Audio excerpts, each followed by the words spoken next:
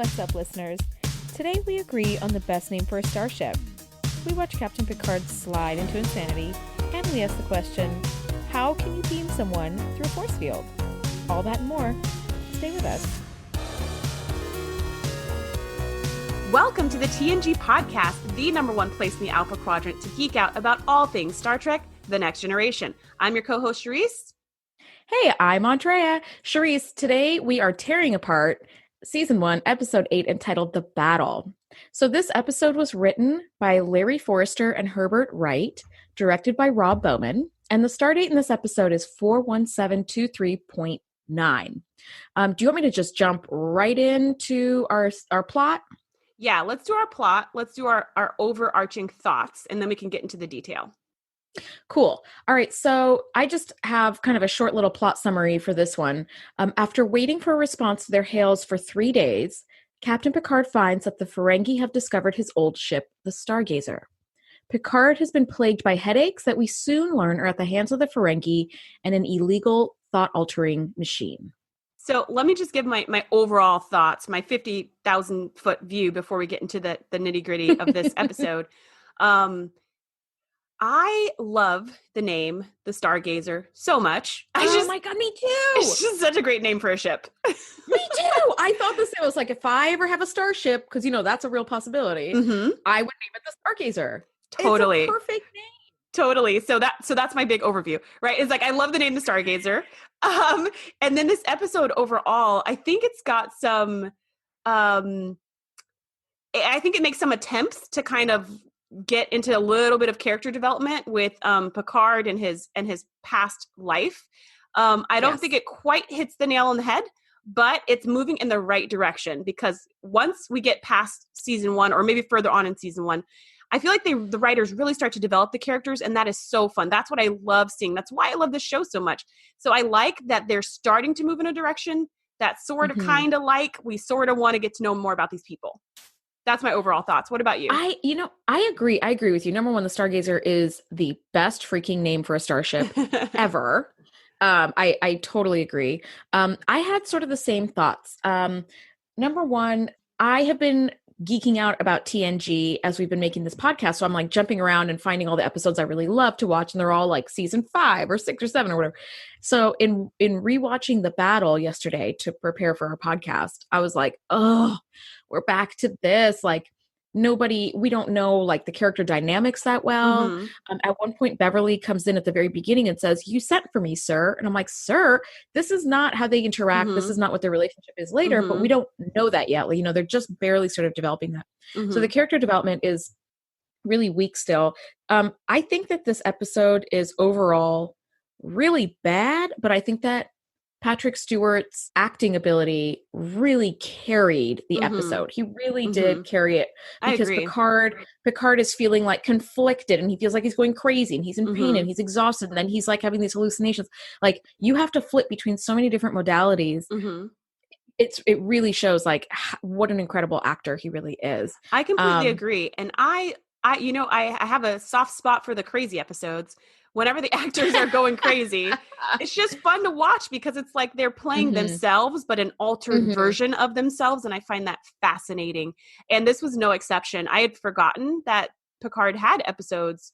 I mean, I know there's one in season 7, but that's a little bit different because he's being tortured.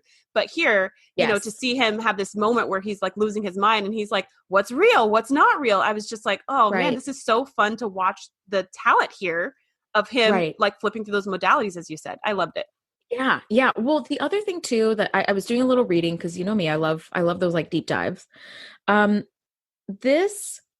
These first number of episodes, I don't know how many there are, but in season 1, definitely is like the bulk of this type of style.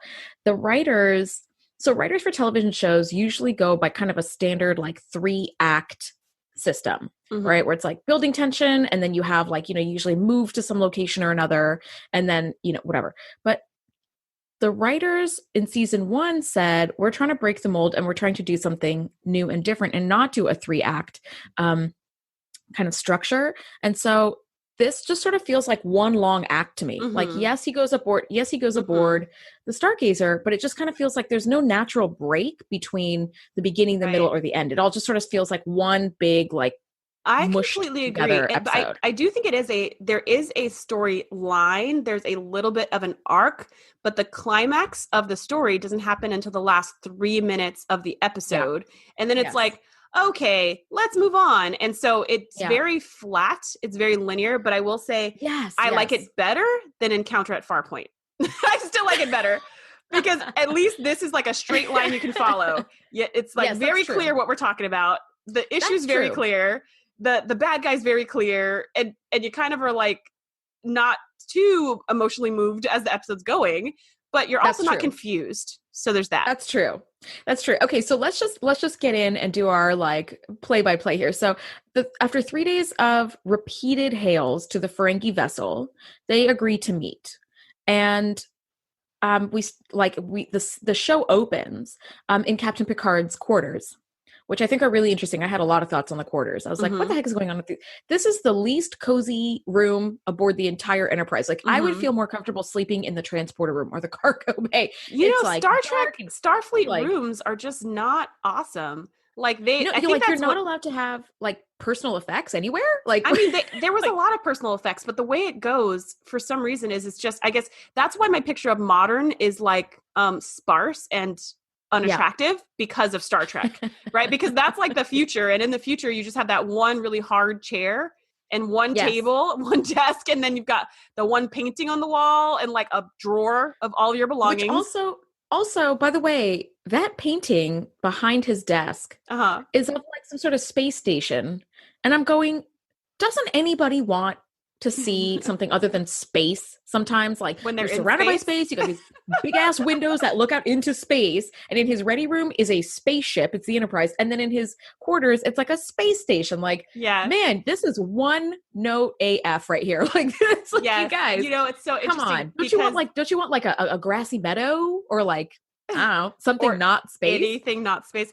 Yeah, there's this scene of, and I know I'm always quoting Voyager, but there's this scene where Seven of Nine, who's the Borg drone turned like human convert a little bit, is trying to pick out quarters for herself. This is in the holodeck, so it's like in her fantasy world, but she's imagining what if she wasn't a drone? And she's kind of trying to pick out her quarters, and this other character who's like really bubbly and, very personable is trying to help her. And he's saying, maybe we could put up, I don't know, like a painting. And he says, maybe we can put up something on the walls. And she goes, like a star chart. And he's like, maybe something like a little more personal or cozy, maybe artistic. And then she goes, oh, like a painting. And he's like, yeah. And she goes, I'll put a painting of a star chart. And he's like, okay, this is going to take some time. And I feel like that's what's going on in this picture. You're kind of like, oh, he's got a painting of something else spacey. Something further spacey. Although you are right, there are personal effects there because he had some it looked like Japanese swords or something. Here's the interesting thing about the fish. I was like, what is the deal with Picard and these fish? Because his ready room has those fish. That's a very cool thing. And I never knew his quarters had fish. I don't remember. I mean, whenever you see his quarters in the future, I feel like it's just kind of, it's a close-up shot of him and he's just like sitting at a desk reading or sitting in a chair reading, or maybe he sleeps, but you don't really see this angle that we saw of the whole kind of room, the whole space. Yeah, it was sort of panning. It was a panning. And you're kind of like, wow, this is a huge space and there's nothing in it. So what is the point of that? I know. It's very it's super sparse. Well, one of the things that I noticed, and they have it as soon as they pan away from the fish tank, the first thing at the foreground is a sextant, which is a naval tool for navigation. Right. And I thought, I noticed that too. This brings me back. This brings me back to that Horatio Hornblower basis upon which Captain Picard's character is built. And also, I didn't think of this until just now. Next week we are reviewing an episode with Q, and he dresses as a Napoleonic era field marshal, and that's right in that exact time set where they pull the story. The background information for Captain Picard, because Horatio Hornblower was this early 19th century admiral. So they're really kind of leaning heavy into that in the next episode or two. Yeah, that's cool. I did notice that. I didn't know what it was called, but I was like, hey, there's that that Navy thing. I see that thing. And okay. Is that a sextant? Wow. Cool.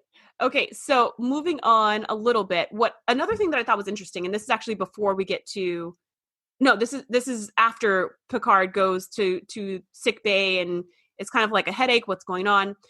They have this moment where the Ferengi are on visual, and something I've noticed is that the Oh my God. background is all white. Yes. You don't get Yes. to see their ship. Yes.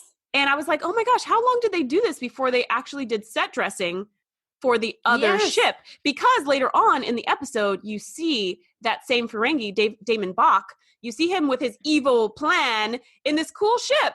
And I'm like, why didn't they just show that in the background? Thank because you. they made a set. Oh my God. They made the Oh my set. gosh. And they just kind of neglected the set every time they were on Every hailing time. frequency. Every time. Okay. In the first episode that the Ferengi show up in, Yeah. they also, you know, they transmit visually Right. and they have this like bright white screen behind them, but also the angle. It's like, why do we have extreme close-ups of your face? Yeah. Okay. Where's or like the kind of camera like exactly? up the nose shots. Yeah. It's like, come on. Yeah. That to me also was like, was that a money saving thing because you didn't have to build this whole set? But then later in the same episode, he's on a Ferengi ship set. Yeah. So and you're like, you guys should have just what? reshot this because the ship was cool. Like there's no reason for us to not see him in the ship while he's talking. There's no reason not to. I don't know if we have been inside an alien ship in the series up until this point. I really don't know. I think we might have seen inside of the God ship. I'm not sure if we saw inside or just the outside. We only saw the outside. It was just the outside, yeah. So this might be the first time. I mean, yeah, it might be because we saw the inside of the alien encounter at Farpoint, but that was technically not a ship. Yeah. It was a space jelly, so a little different, I guess. I don't know. It's a living thing, I guess, with hallways. All living things have hallways, Shereese, don't you know that? So this might be the first time. This might be the first time we see the interior of an alien ship, and it looked pretty cool. It looked very cool. I just had a thought. Number one, why are a bulk of the episode so far centered on like mind control? Like we've had electricity that has controlled the crew. We've had a virus that's controlled people's brains, and now we have this mosquito repellent that you can twist this ball and it controls your brain. It's like, I think they were trying to go so spacey that they're like mind control this way and body control that way. It's like, I think again, like there's so much of that there's no room for character development. So it's just a super bland episode. But anyway, so Picard is having these headaches. He can't really tell why. He goes to sickbay, and I love this little moment where Dr. Crusher says things like, headaches and the common cold, like we no longer have to suffer from that kind of stuff. And I went, oh my God, if only. That would be so great. That would be amazing. I can't wait. That'd be amazing. And I do like the realism of that in the sense that even though headaches and the common cold are a thing of the past, they still have doctors because they still have issues. They still have diseases. They just have alien diseases now. They have the Turellian flu instead of the swine flu or whatever. Yeah. And so I like the realism of that because as a germ scientist myself, as a microbiologist, I know that every time we eradicate one disease, another one pops up because it's just the nature of evolution. And so I kind of appreciate that they're saying, oh, all those old school ailments are totally gone, but we still have a need for medical science because new things keep popping up. So I appreciated that. They didn't just say, we have no problems now. Yes. Like we solved everything with just a scan. Like, and and I really liked when she gave him that, like, whatever, that thing in his brain. And she said, oh, I've just cloaked the pain, which is really what all painkillers do. But I like that phrase, cloaked the pain. It sounded very spacey. It sounded very Romulan, didn't it? Like it did. Device kind of thing. Yeah, your pain has been cloaked. And I was like, ooh. So that actually, to me, brought back some memory because I have routinely suffered with like just crippling migraines. And I don't have them as much anymore. But a couple of years ago, they were so bad. I was having these like horrendous migraines like daily for months. So I just couldn't even really function. My husband's dad is a doctor, and he said, look, a lot of people actually get Botox in the forehead because it numbs those nerves. So the migraine is still there, but you can't feel it. And I went, okay, like I'm not a big fan of, I don't feel the need to like augment my look. I'm not like a Botox or lip filler kind of a gal, but I did it and it was amazing. Within like a day or two, like my migraines were gone for like 8 months. It was amazing. Wow. Like you could almost feel it coming in, but like, it's like it couldn't take hold and it just disappeared. It was crazy. Wow. It was really, really helpful. You heard it here first, people. The cloaking technology exists already, and it is called Botox. It is, but I tell you, it was like 26 injections to my forehead, and it was really painful. So we just need the hypo spray. It's not as simple. It's not as simple as Crusher going beep, beep, beep, beep. Okay, it's gone now. I wish. But anyway, yeah. So that reminded me of, I was like, oh yeah, it's like you're cloaking that. The writers actually did a great job with that. It's like, yeah, no, it is like you're cloaking this pain. But anyway, okay. So the Ferengi beam on board, and I have a problem with this. I have a problem with a couple things. Yes. Why do they always beam right onto the bridge? That makes no sense to me. I was the transporter room. Why are they not in the transporter room? Everyone goes to the transporter room. Why would you beam them to the bridge? I know. Especially when you full well do not trust them. And Troy has just been like, I sense deception, Captain, and danger. Okay, yes. Let's beam them to the bridge. Just bring them where the command center is and all the buttons and all the everything that you can do to take over the ship. Yeah. That it's like, why would you beam them right to the bridge? That to me didn't make any sense, especially like you said, especially with like maybe people that you don't trust. You're like, let's bring you on. Let's keep in mind, I agree. And let's keep in mind, it's not like they haven't used the transporter room to beam people before. We saw in the previous episode, Lonely Among Us with was that the one with the electricity monster? Mm-hmm. Yeah. So in Lonely Among Us, we saw they beamed in the delegates to the transporter room, and then they escorted them off the ship. That's what they always do. And so I thought it was really weird that they broke protocol in this episode, and especially with a race that they don't trust, and they're expecting something shady to come from them. And the last time they saw them, upon instantly seeing them, they shot them with electric pool noodles. And granted, they're not beaming them over with weapons, but like these people are not to be trusted. Don't send them to the bridge with the captain and everybody. Send them to the transporter room with Tasha Yar. That's where they need to show up. And then she searches them, makes sure they're safe, and escorts them to a neutral room with no buttons. Exactly. And that's where you talk. So that is something they do in the future. Also, if you could transport from anywhere to anywhere, then what's the point of the damn transporter room anyway? You transport yourself from your quarters to the Stargazer like later in the episode. Like, why would you even need to go to this room then if you just beam willy-nilly from any room to anywhere? Yeah, that bothered me. Okay, so the Ferengi are not as comically bad as they were in the last outpost, I think was the episode they were in. Outpost, yeah. Yeah, so they weren't as comically bad. They're not doing the monkey walk, which I appreciate.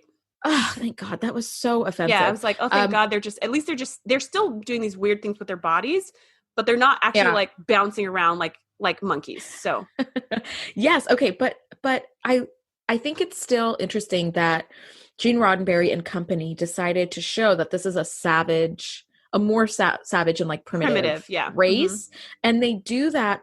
They highlight that by having them wear like animal furs and pelts. Mm-hmm. Yeah. And their boots are made of animal pelts as well. And I was like, man, you're in spaceships. Where do you even get these furry animals? Pelts. Where did you attain these animals? Right? I guess from their home world. And then they just wear them wherever. I guess. I don't know. But they also have that like very, to me, very offensive, like thirst for profit above all else. And I just think like, God, you guys really are trying to tweak this like racist, profit, money driven stereotype. And I love that. Additionally, they're of course all brown. It's like, okay. Yeah, of course they're brown. Of course they're brown. Yeah, you could be hitting the nail on the head harder. I do like that. How you think of others. Right. Clearly. That's no surprise. We're going to see that a lot. I'm going to go through season 1 and a couple other seasons. But I do like when they, one thing that I think is cool about the Ferengi is they have this like metal kind of headgear that they wear. And I think the ear curtain. Yeah, the ear curtain. and as the Ferengi kind of evolve over the course of Next Generation and then into Deep Space Nine, they lose the animal furs, they lose the monkey walk, they lose a lot of this oddness, and they just they become a lot more like humanoid. And it kind of makes sense that they just wear like normal clothes, and maybe it's like a little bedangled. Is that a word?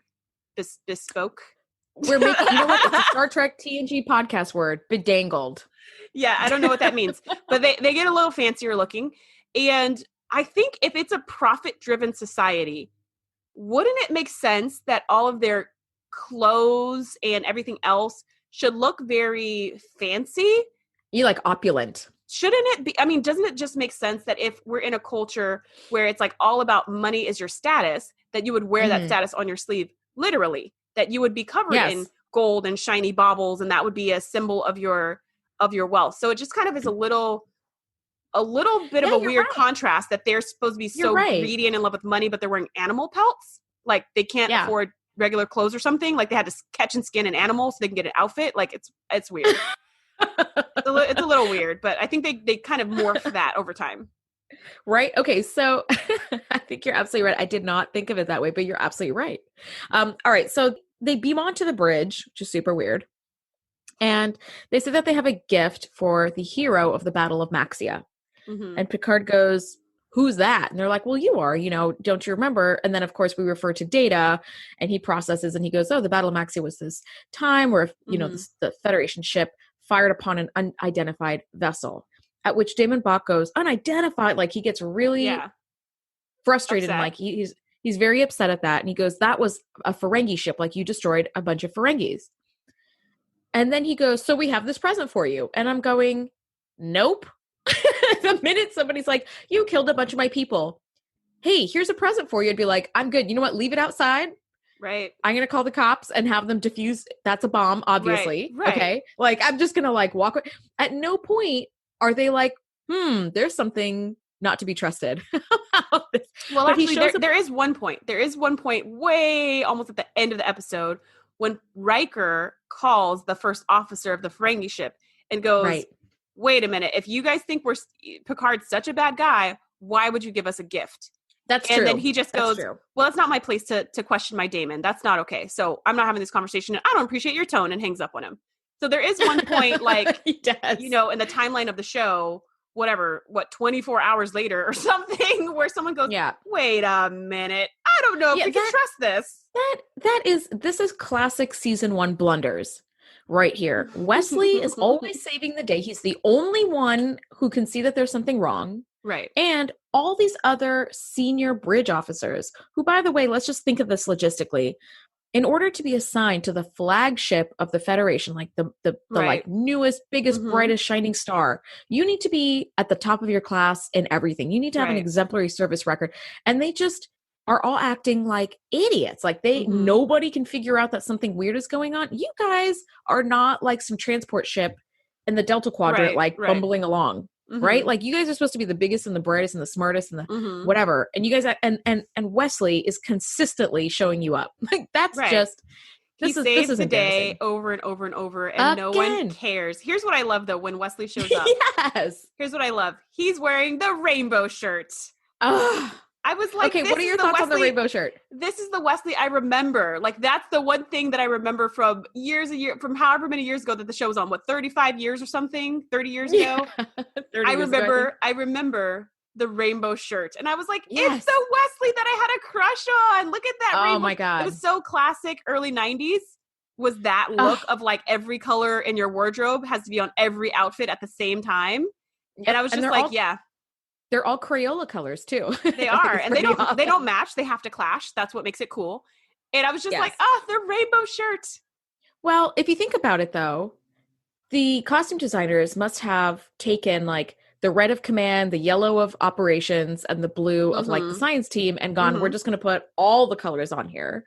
And I know a lot of people like hate that uniform, but I love it. I love it. I love how the colors like kind of tangle on the shoulders. Like, I love it. That is the Wesley that I grew up having a huge crush on, of course, as a like 12-year-old girl. Right. The Wesley we know and love is the Wesley in the rainbow shirt.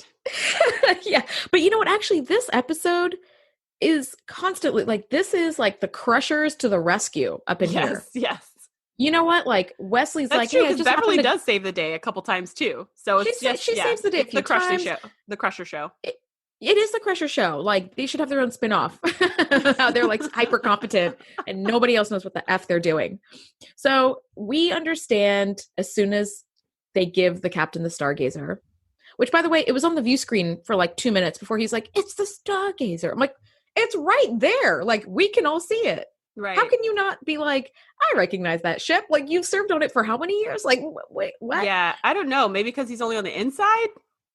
I don't know. Ship? I don't know. I don't know how this goes. Like, we all know what the Enterprise looks like. Anyway, whatever. So the Stargazer shows up, and we recognize that Damon Bach has this mosquito repellent ball with silver and lights in it, and he's twisting it around, and he's going, suck on this, Picard. And Picard is suffering and falling all over the place, which... Not cool, Damon Bach, although we don't know his like motivation yet, because of course they're not going to tell us his motivation until like minute 48 of 50. Just pretty And pointless. that's exactly what happened. So I think that's, correct me if I'm wrong, if you know this term, but I think it's called like the MacGuffin or something like that. It's the idea of it's like a literary term, but also in movies and TV and stuff like that. It's the thing in the storyline that the character wants to get, or the thing that's at stake, the thing that's really critical. And in order to make a good storyline, you have to bring that into the forefront of the story as quickly as possible. Like you have to be like, if we go below 50 miles an hour, this bus is going to explode. Like you need to have that as soon as possible, so you know it's at stake. So then as the characters are going through their drama, you're like, oh no, will they make it? Will they not make it? There's this thing, which I think is called a MacGuffin, where there's this thing where it's like, this is what's at stake. This is what's important. This is our focus. Everyone's going for it. What's going to happen? It's the rules. It's like the rules of storytelling. Right. In like this kind of right. And so in this episode, we kind of don't get that. We don't know what the big idea is until like minute 48. And so it makes it hard to watch. We had to watch it because we're reviewing this episode, but it makes it hard to watch because you're kind of like, but what's the point? What's the point? What's the big important thing? What's the big idea? We don't know. And then by the time you get to the end, you're kind of like, oh, it was revenge. Like that would have been nicer to know earlier. And if they were a little more savvy, this is something that a previous guest said when we first saw the Ferengi at the last outpost. Our previous guest, Karen, was just saying, I was hoping that the Ferengi would be a little more sly or stealthy or cunning. And I was a little disappointed that they weren't. I agree. The Ferengi are not showing themselves to be a worthy adversary at all so far. I know they're like the new kids on the block in terms of aliens and bad guys. The Ferengi are not there yet. And I don't think they ever get there in terms of the next generation. It seems like there's a lot more development in Deep Space Nine, which I don't think I watched very much of.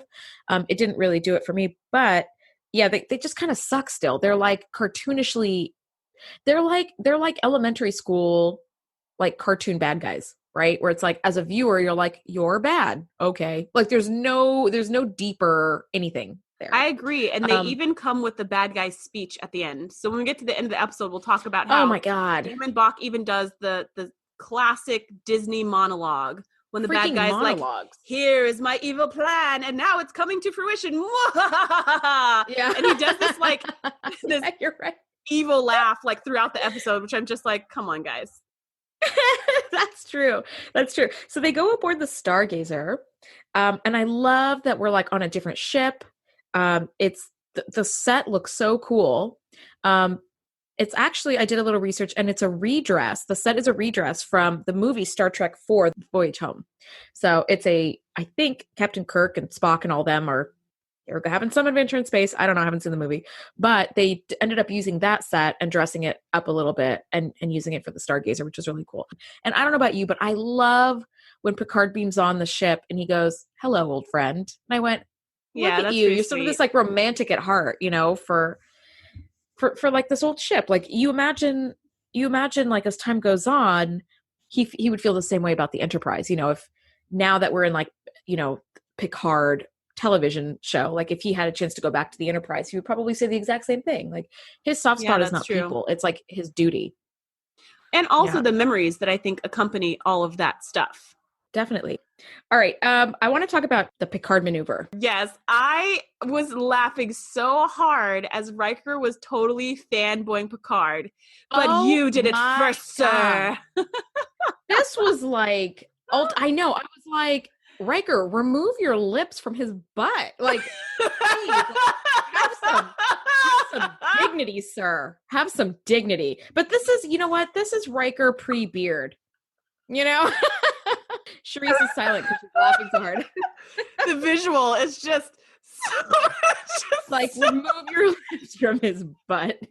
You are such a kiss ass right now, Riker. God. Yeah. I wonder how Jonathan Frakes felt about that because, Picard has this extremely distinguished Starfleet career, right? Like he's a ballsy badass guy and everybody knows it and they all love him for it. But like, no, also, so of course everybody's going to kiss his ass a little bit, but like that was just like so much. It was like Riker, was very over the top. He's just he was practically going to start crying. With like, I was waiting for him to ask for his autograph. Like, that's what I thought. That's what I thought. I was like, oh my gosh. Okay. Also, when Picard is describing the Picard maneuver, Yeah. he's using a pen.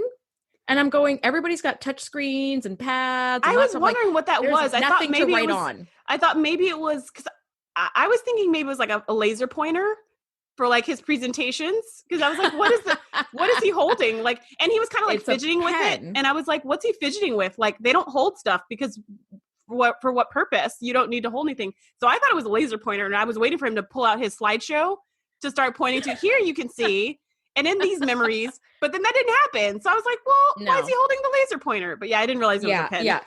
The Picard maneuver, as we will see it later in the episode when he is gone crazy or he's like being controlled by this thing. The Picard maneuver sounds cool. Like you jump into like high warp and then you freeze or you like stop just in front of the ship, right? So it looks like for a second you're two places at once. Yeah. Except that they use the original series style special effects where when the ship goes into warp, you see like warp trails, like on our logo. It's like you see warp trails. Right. So you like see where it's going because it's got these like streaks. Right. Like that doesn't make any sense. Like then why is it this big like celebrated thing where it's like, no, it's completely obsolete. Like it's like, oh, I can see you, you know. Like I can see where you're going. Yeah, it's interesting because there's because whenever they do, so this is like kind of like a Star Trek, like a weird piece of technology is the fact that they have these view screens that help them to see the ships that are coming and all of that. And really that's really for the audience's benefit because all of that they're seeing with sensors, not with their eyeballs. Yes. So your sensors are going to tell you where the ship is, regardless of what your eyeballs see. So if you jump from one place to another and people are like, whoa, it looks like you disappeared. The sensors are going to just go, there you are. Like they know where you are. They're not getting fooled by an optical illusion, right? Sensors cannot be fooled by an optical illusion. Only your optics, your eyeballs can. So that's kind of a little bit of a technology stumble that happens throughout all of the Trek world because you're right. Because these moments are really for the viewer. Like we need something visual for the storyline to make sense to us. But then when you take a step back, you're like, but wait, why would that happen with the technology that they have? It wouldn't. So I don't know. I think it's still cool. And they actually bring it back in, they bring it back up in Picard, in season 1 of Picard. One of the, Picard is like piloting a ship, which he hasn't done in like 1 million years at this point. And so they're doing some kind of battle and the woman on the ship goes, if you pull off this maneuver, I'm going to name it after you. And then she goes, wait, there is something named after you, isn't it? Isn't that a thing? And I was just kind of like, yeah, like that, it was kind of like an Easter egg throwback to the Picard maneuver, which in my memory was like such a big deal. But in rewatching this episode, I'm like, maybe this only comes up in this one episode and never again for the next 7 seasons. I don't have any recollection whatsoever of any mention of the Picard maneuver in subsequent episodes at all.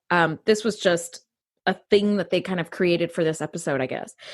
Interestingly, there is a term in Star Trek fandom called the Riker maneuver.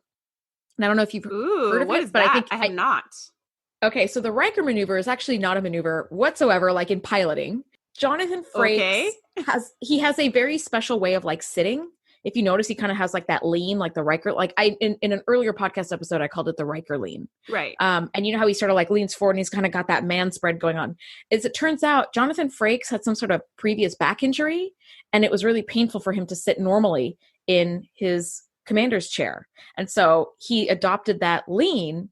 And so people, fans started calling it the Riker maneuver. So it's when you have this really cool lean in, it's the Riker maneuver. It's the Riker maneuver. Yeah.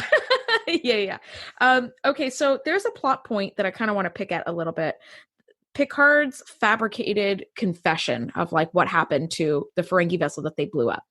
So as Picard is describing the Picard maneuver and he's describing what happened to this ship in this battle of Maxia, he basically said this unidentified ship kind of came zooming at us and we requested them to identify themselves a bunch and they didn't, and then they just started firing at us indiscriminately and we would have blown up if we hadn't defended ourselves and fired back. Right. And everybody goes, okay, all right. And we all get that, and that's very much in line with Picard's sort of moral compass where you're like, okay, you're not just gonna like fire into an innocent ship like for no reason. Right. So then Picard has this Data finds this confession saying, oh my gosh, I made a huge mistake. It was actually like a sensor array or something. And like I blew them out of the water for no reason. And it's fabricated. Like we immediately can tell like that's not what we know about Picard. But we don't know why it's been fabricated. We just see Damon Buck going, ha ha ha ha ha, like turning his little ball, like the little orange ball he has to like control Picard's thoughts. And I just thought, God, that was shoehorned in so pointlessly. And it's not even like a big shocking moment because it's like, hey, we found this confession. And then 2 minutes later, Data goes, we've run it through the scanners and we found some like errors with it. So it's obviously a forgery. And everybody goes, oh yeah, okay. It's like, why? Well, yeah. And even when they first heard about it, everyone was like, well, it's a forgery. Because they know who Picard is. And everyone's kind of like, yeah, it's fake. I mean, it's obviously fake. We don't know how it was faked, but we already know that it was faked.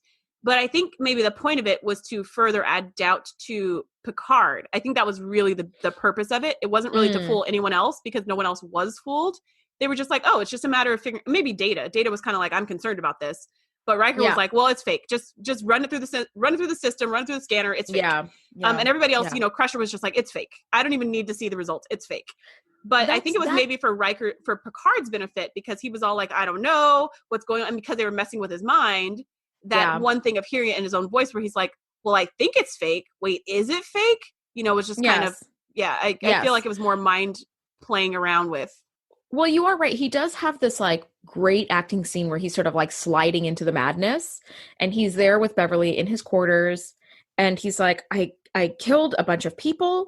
Like I destroyed a bunch of lives. And she goes, did you have any choice? And he goes, I just don't know anymore. And he's like, melting down. This is like, this episode just really showcases like what a fantastic actor he is. Because if he was not the actor that he is, this show would have been, or this episode would have just been so painful. I mean, it was painful episode for me to watch because it was just so cheesy and the structure of the episode didn't make any damn sense. And the plot was also like, okay, but he carried this episode. Without him, it would have been like, let's just skip this episode and not review it and pretend it doesn't even exist. Like it's such a bad episode. Yeah. But yeah, I thought that was kind of pointless. Now he's like really falling into this hallucination. Damon Puck, I think it's funny. Like I know it's supposed to be like dramatic bad guy scenes, but he keeps like cranking the machine to like level 10, but he does it like 6 different times in the episode. So I'm like, how many more times are you going to max this thing out? I noticed that as well. And I was like, the sound is getting higher. So is there like another setting? I feel the same way. I feel like, okay, it's on, right? It's on. And it seems like you turned it up to max, but every time we turn back to you, you turn it up again. So I'm like, why don't we just turn it up to the highest thing and get it over with? Why are we doing this? Like, I don't know. It's like setting your phasers to kill. And then you're like, watch this. Boop, boop, boop, boop, boop. It's set to kill. Now you're like, no, but it was earlier. Like, right. So, exactly. It was already set to kill. You can't reset it to extra kill. Come on now. Yeah. But that's what he was doing. He was setting it to like extra crazy, extra thought control. I don't know. Can we talk about the fact that when Picard is hallucinating, so let's fast forward to him hallucinating. It really bothered me that the ghosts of his past did not talk, did not move, did not have any reactions while they're supposedly on fire. And I feel like this was a money-saving ploy because you've got actors who don't move and they don't talk, so you don't have to pay them. You don't have to put them in the credits. But then you have voice actors in the background going, sir, something's happening. Oh no, it's on fire. And you hear explosion sounds. And I was like, if you took the time to hire these people to pretend to be ghosts, why can't they like bounce like the ship was hit? Or have a concerned look on their face. I mean, it was just so strange. This is why we're friends. And this is why we have a podcast because we're like on the same wavelength. Yep. Yes. When I saw that, I was like, what the F? Like, come on. Like the woman, first of all, like, I agree with you. The people are just sort of like calmly doing their job as they're all on fire and everybody's dying, which no. And you hear explosions going on and the fire and like crackling. And I mean, they're making no facial expressions whatsoever. It's like they're just putting butter on toast. Like nothing weird's going on at all. 100%. 100%. We're going to have to make that like a meme. You're just putting butter on toast because like your face shows zero emotion, just zero. So the other thing that really bugged me, and this was the detail-y part of me, Picard is hearing the hallucinations. He's hearing his like old crew members' voices. But when he's hearing a man's voice going, "Sir, the deflector," blah, blah, whatever he's saying, it's a man's voice, but they show a woman just like calmly pushing buttons. I'm like, why are you hearing a man's voice but seeing a woman do a job? Mm-hmm. What the hell is that? Or what about later when he walks over to the man to talk to him, and the man actually turns his face to look at Picard, yes. does not move his mouth at all, and you just hear the voiceover guy going, "Yes, sir, I'm turning the deflectors on," or whatever he says. Yeah. And you're like, well, if you have the ghosts now reacting to Picard, why are they not reacting to the ship being on fire, reacting to the explosions? Why are they not acting? You hired actors to not act. I recognize that there is some aspect of Hollywood there's a lot of aspects of Hollywood that I don't know about, but I think that there are certain rules about who can have speaking roles and who can't. Like, and if you have a speaking role, you have to get like a SAG card. And so you can't have, I may be wrong. So if anybody out there works in the industry and is listening to our podcast, like shoot me an email, info@thetngpodcast.com.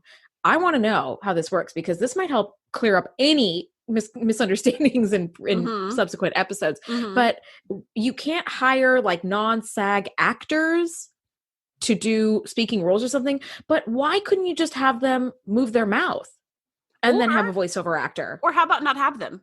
How about just have the hallucination be in his mind? Yes, that's what we were doing. Just hear voices. Why do we even have them? Just hear voices and have him react to the invisible voices. Yeah, that would have been very cool, actually.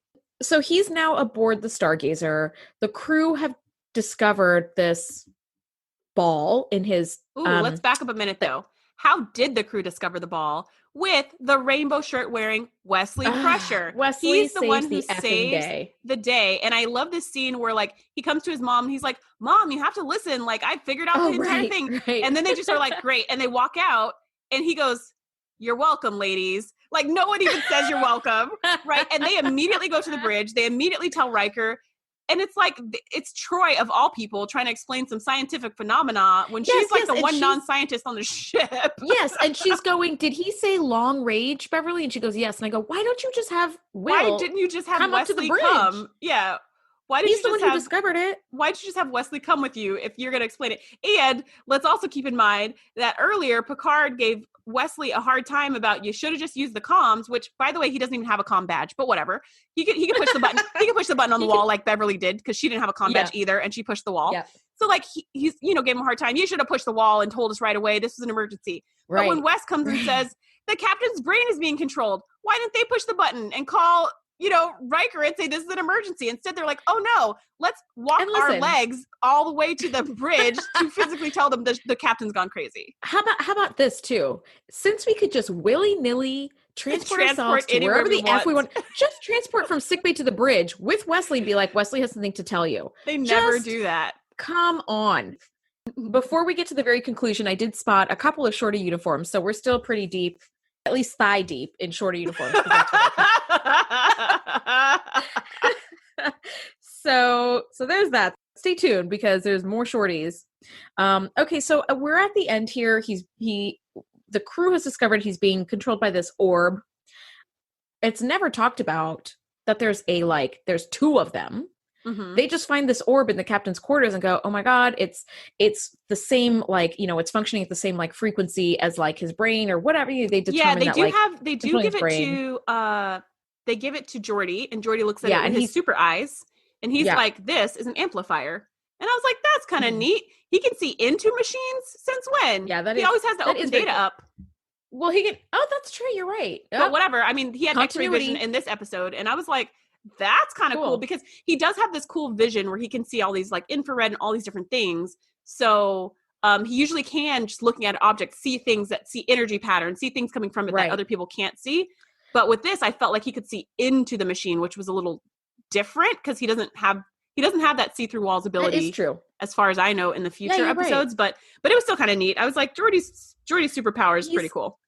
Well, he's designed, his visor is designed to basically be a tricorder. He can see what a tricorder can see, and thus can see into things. All right, so now we're on the Stargazer. Picard is knee deep in his hallucination. The crew has realized that he's being controlled, and they finally manage to break through and say, "Destroy the orb with your phaser. Destroy that silver ball with your phaser." And my thought is, why don't they just destroy the one they have on the Enterprise? Well, because the one they have on the Enterprise is the amplifier. So that was helping him be more crazy on the ship. But the orb that's on the Stargazer was the one that was always making him crazy from the beginning. That's the one that started the headaches. Yeah, that started the headaches in the first place. And then as it got closer to the ship, the headaches got worse. And then Damon Bach did his evil twisty twist and made it even worse. But having him take his chest into his room with the amplifier, that's what was able to like really make him lose it and snap and go onto the Stargazer. See, I breaking the amplifier would have done nothing. Okay. Yeah. So because the original machine would have still been, that makes sense. Would still been active. So he blows up, the machine and goes flying because it's a big explosion. Because it explodes. And for some reason, there's gasoline inside of this orb. What? and magically causes him to have a full head of hair and a slightly different body as he's flying through the air because it's a bad body double. It's a bad body double. And I went, he's got a full freaking head of hair. Well, like we said before, it's 1987. They were cutting some corners. Stunt double. This is probably the same stunt double who was Data's stunt double, Riker's stunt double. It's probably Troy's stunt double and more stunt doubles too. So like, they're just Dr. saving Crusher's the money. Stunt double. Well, I guess they weren't counting on super HD TVs. Who would count on that coming up, that technology, or even the show still being watched? Because this was before. This was when the only way you could watch a show after the show was off was to get the VHS or something. Like there was no syndication. There was no syndication Netflix. There was no rewatching an episode, a show 30 years after the show's over. Yeah, you're absolutely right. Here's a piece of technology that bothers me consistently in the show. So you'll probably hear me gripe about this a little bit moving forward. But what is the deal with them being able to beam through freaking shields? I don't get it. They were like, shields up. Oh, nothing can beam through unless we put our shields down. Okay, let's transport. Boop. And they just go. And you're like, but you just said, and they did that in this episode where so he beams over to the Stargazer, and immediately as soon as he's there, Damon Bach is like, "Mwahaha, you are here. Shields up." Yes, monologuing. And puts the shields up, and then Yar goes, "It's too late. We can't get him back, Riker, because the shields are up. We can't beam him back." And they're like, "Okay, we're just going to have to see how this plays out." So then Damon Bach does his whole bad guy monologue, and then he's like, "Now you're going to suffer your fate. Mwahaha." And immediately he beams back onto his ship. And I was like, now we just established that in this world you can't beam through a force field, but he did. And I said, you know what? Okay, he's a Ferengi. He could beam through because they have different technology. Sure. Maybe. Okay, so he blows up the orb, and then he's like, I'm about sick of this Stargazer. Picard's like, go ahead and beam me back. And they just beam him back. At no point did they drop the shields. Once again, if y'all could have beamed him back now, you could have beamed him back earlier. And every episode, I feel like they do this. And sorry, I'm very passionate about my field. You're so right. I was watching a later episode when, I think it's like season 6 when Scotty appears. He's been in the transporter pattern for like 7 years, whatever. Yeah. Mm-hmm. And he's holding open the door of the Dyson sphere with the old ship, and it's basically the shields holding this massive door open. Yeah. And they end up beaming Geordi and Scotty out of that little ship through the shields. And I thought the same thing you did. I was like, come on. Like, they you guys have every time. They always you've established it. So as like, you can't beam through a freaking shield, and then it's like, until we feel like it, and then you can do whatever the hell you want. So what I wrote in my notes is that the ability to beam through a shield is just like the Prime Directive. It is a strong suggestion that gets broken when dramatically necessary. So, As PJ said in a previous episode, one of our guests said, the Prime Directive only exists long enough to go, not this time. Or like, just this one. It's like, that's it. That's totally beaming through the shields. Yeah, we can't beam him, sir. The shields are up. Okay, let's just beam him. Okay. Yeah, so, I don't know. Anyways, that's my thing. It's going to come up again and again. I have a feeling in different episodes. I'm going to be like, the shields, people, the shields. Yeah, I'm sure. So, just to clarify before we kind of round this out here, the whole purpose of this episode was because Damon, which I guess is the Ferengi word for captain, Damon Bach wants revenge on Picard because his son had his first command post as a Damon and was on the ship that Picard blew up.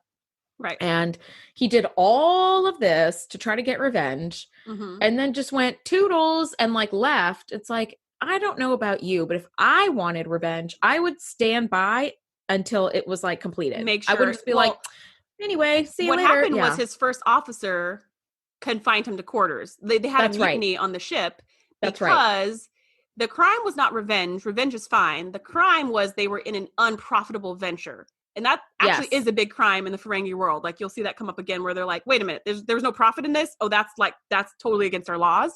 So the fact that he had done this whole thing and did not give any profit for his crew, which is what they thought it was all about, he removed him from leadership. And I think that's why he didn't get a chance to finish seeing his revenge fantasy fulfilled. Like play out. So again, with the MacGuffin, you're kind of like, womp womp. Like, you're not super concerned. I don't know. At no point did I think that, Picard was going to be blown out of the sky. So no, I don't know. It was a really weak, but like, let's backpedal here and go, okay, let's put ourselves into Damon Buck's head and go, okay, this man has killed my son, or my son has died because of this man. I know what I'll do. I'm going to get this thought-provoking machine or whatever it's called. Like, also, they couldn't even come up with a good name for it. They were like, it's a thought maker. I'm like, wow, talk about a placeholder name. Technology. They're probably like, can anybody beat this? No, we can't. No, we're going to go with thought maker. On time. Yeah, they were like, we're rolling in like 20 minutes. So if anybody's got a better name. So he's like, I'm going to buy this like thought maker and this amplifier. I'm going to scour the effing galaxy for his old ship and make him replay that moment. But he's actually going to try to attack his own ship. And so they're going to have they're going to have no choice but to blow him out of the sky. Man, just poison him or something. Come on. This is like shoot him with a pool noodle. There's a lot of steps going on here for this revenge. Just shoot him with a pool noodle. The more complicated any plan is, the more places there are for things to go horribly awry. And that's what he's got. He's got like a 37-point revenge plan that all has to go exactly one way. Yeah. It's like, what? Okay. Note to self, anyway, keep revenge nice and simple. Keep it simple, people. Okay. Let's just make that the moral of this story is keep it simple. That's what it should have been. Because at the end Picard said, there never is profit in revenge, right? That was the moral of the story. Yeah. And maybe the moral should have been revenge should be more simple. Keep it simple. Maybe that's what it should have been. Anyway. All right. Well, I mean, I could keep ragging on this episode, but like, I feel like I've kind of hit my point. Like, I'm done. Do you have any further thoughts that you want to add? Nope. Let's move on. All right. So next week we're going to review season 1, episode 9, Hide and Q, which is, I love Q, but it's my least favorite Q episode. So we'll get into that next week. But Shereese, thank you so much for just trekking out with me. Yeah, this was fun. So we'll see you guys next time. Bye. All right. Bye, guys. Thanks for geeking out with us. Be sure to join the crew at thetngpodcast.com to be the first to know when we do our live shows or host events exclusively for our members. We'll see you next time.